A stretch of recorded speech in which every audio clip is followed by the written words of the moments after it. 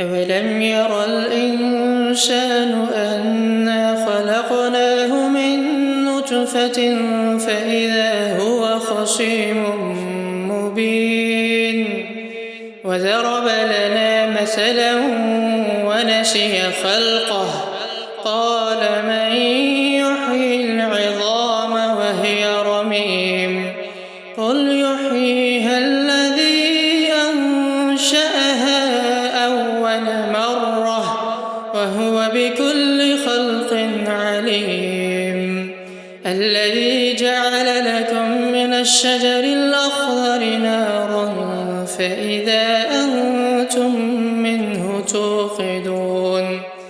أوليس الذي خلق السماوات والأرض بقادر على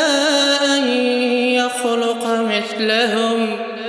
بلى وهو الخلاق العليم إنما أمره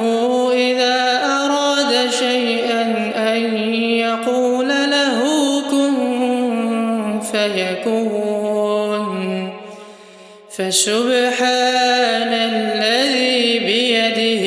ملكوت كل شيء وإليه ترجعون.